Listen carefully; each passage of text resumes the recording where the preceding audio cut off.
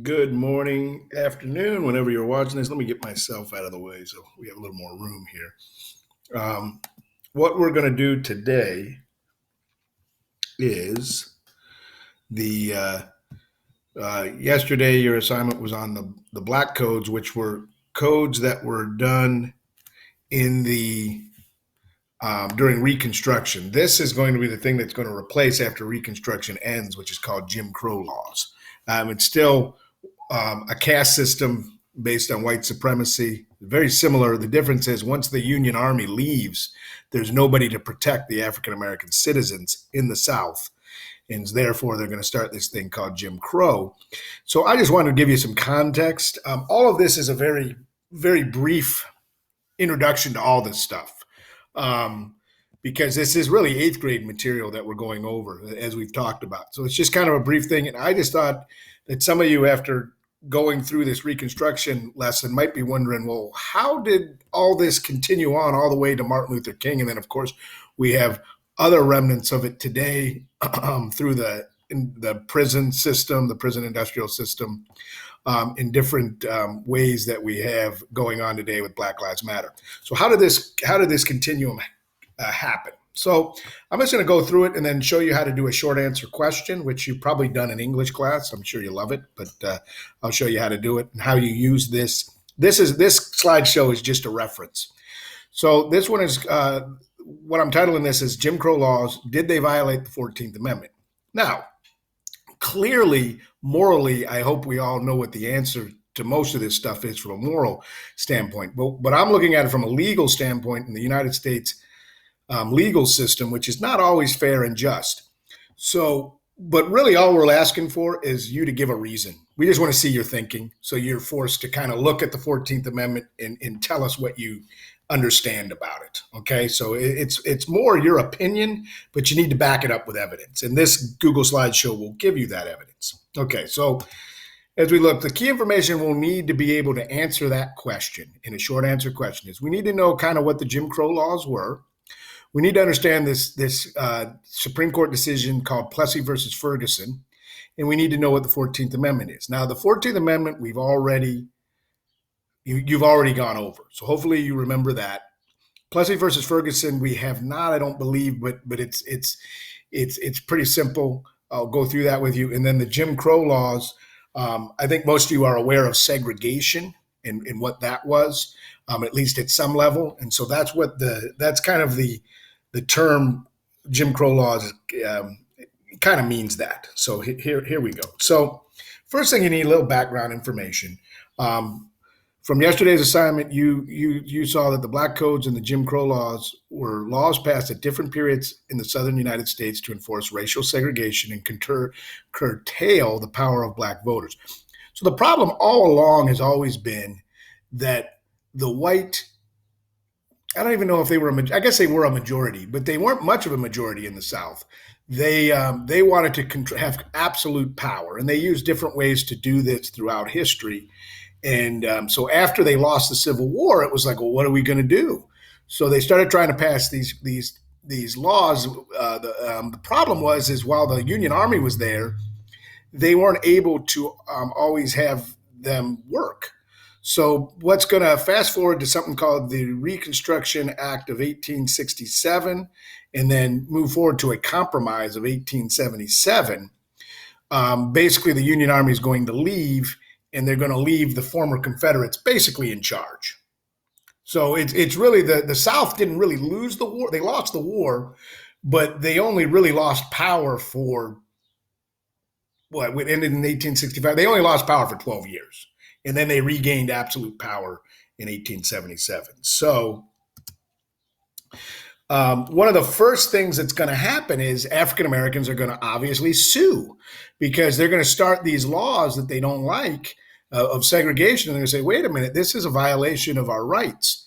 And so they're going to have the first big one, or the big one is Plessy versus Ferguson. And so they're going to go through that. And here is some links and stuff that you can look at if you want to get a little bit more context or you're a little bit confused. But basically, this compromise of 1877 led to the withdrawal of federal troops from the South. And so that meant that the former Confederates, remember, we talked about this a while back, the Democrats of the 1850s and 60s are not the Democrats of today. So get that out of your head. These guys are the Confederates. So think of them in that way as you're thinking about it. Okay, at least the Southern Democrats. Okay, so even though they saw this, they wanted to. They knew that they were losing some of these rights that they got, and white supremacy reasserted itself across the South. So the Supreme Court is going to deliver a verdict in Plessy versus Ferguson that declared that separate but equal was constitutional. So what that means is that everything that Jim Crow South is based on, in segregation of everything that they do, and the Supreme Court has said that it's legal.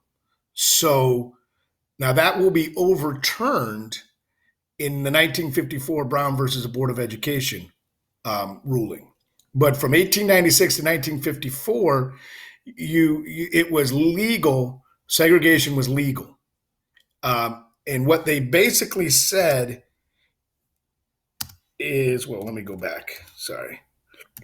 What they basically said was the court ruled that the protections of the 14th Amendment applied only to political and civil rights, like voting and jury service, not your social rights, like going to a restaurant or sitting in a railroad car. Now, if you think about that, you think, well, that's crazy. So your everyday life, you don't get the 14th Amendment, but just for voting and jury service. But what you have to understand is the courts always make these kind of decisions throughout history. We like to believe that, the Supreme Court is going to look at our Constitution and do what is the right thing. They do this constantly. So you always have to be aware of that. And that's one of the reasons why we want you in school to kind of think for yourself, and you go through and think about these things. So that's what they ruled. For better or for worse, what they ruled was, voting and jury service, you had to have the 14th Amendment, but any social rights they didn't have. So that basically legalized segregation. Okay. So now, what was the segregated world like? I've got some pictures here, and I forgot to speak about this picture. I'm going to go back to this picture. I thought this was a pretty powerful picture. This one was a photographer called this "On the Outside Looking In," and you see there's a carnival here, and you see these African American children just looking through the fences, looking at it. So only thing we can assume is that this was a segregated amusement park, and they weren't allowed to go in. So when we look at these pictures and we look at these things, we have to remember that feeling that you have of not being able to belong in middle school. Like, how does that make you feel? And then this was, but instead of it just being some kid that's not letting you, or some group of mean girls, or whoever it is, this would be me as the teacher, Ms. Cuevas as the principal, all enforcing that and making you feel less than. So it's a very, very powerful world that people had to live under, that we need to understand. So here's kind of some pictures that I gave you that you can look at to kind of see kind of how it was. And I kind of highlighted the different things that were not allowed, that they called separate but equal. Now we know that they were not equal, but that was the law of the land at that time. And pretty much anything you could think of, they were segregated. Okay, so then how does that relate to the 14th Amendment? Well, the 14th Amendment says all persons born or naturalized in the United States and subject to the jurisdiction thereof are citizens of the United States. So they're citizens. So if you're a citizen, no state shall make or enforce any law which shall abridge the privileges or immunities of citizens of the United States. And just to keep it simple, it says no state shall deprive any person of life, liberty, or property without due process of the law. So when you're answering this question, you have to ask yourself, did the Jim Crow laws deprive any person of life, liberty, or property without due process of the law? That means, were they allowed to go to court and argue their case and get a fair hearing? I mean, was the hearing fair? So that's really what we're looking at here. Were these laws that led to all this, did they deprive people of life, liberty, and the pursuit of happiness, pretty much? And if they did, then that's the way you're going to answer that question. You're going to say it did violate it. Now, if you want to go with a strictly legal answer, you probably could use the Plessy versus Ferguson, and you could say, different things. But remember, Plessy versus Ferguson is going to be overruled in 1954 by Brown versus the Board of Education. So this would only work for a certain period of time. Okay, so let me show you what you have to do. Your job is to go to the Google Doc. I'm going to take you there now. And this is your template. So here's the question. Did Jim Crow laws violate the 14th Amendment? You don't need a specific law. I didn't end up giving you specific laws. I thought that would be a little bit harder. So that's your question. So you're going to answer your question right here. Yes or no. Then you're going to cite your answer using text evidence. You can use the text of the 14th Amendment, the Plessy versus Ferguson ruling, or anything else from that slideshow that you think is relevant. And I gave you kind of a way to, what do you call it? I'm drawing a blank now. I'm getting old here. A sentence frame. So you can use this sentence frame to help you. Jim Crow laws in the South, which promoted segregation, violated or did not violate the 14th Amendment of the United States because. Then you write it in there with your evidence, and then explain how your text evidence supports your answer. So this is always the tricky part. So you've got your evidence, you've got yes or no. Yes, it violates it, or no, it doesn't. And then you just have to explain. So you would have to explain how segregation deprived them as African Americans of life, liberty, and the pursuit of happiness.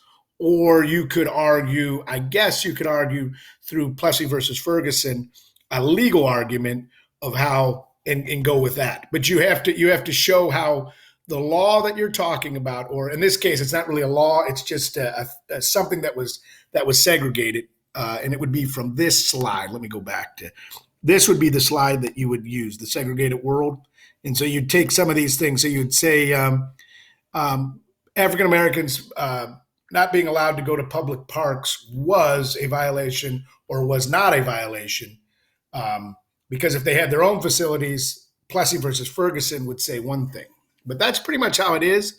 So if you answer the question, cite your answer, then explain how it did it. This will always be the harder one. Do your best with this. We haven't done a lot of this. We've done none of this in this class, but you've done some of it, I'm sure, in English over the years. And we usually do it in a regular year. So do the best you can with it. And then at the bottom, you're going to take these three things, they're like your template, and turn them into a paragraph. Okay? So that's about it. And we will, if you have any issues with this, of course, email me and I will help you. And that's about it. Have a great day.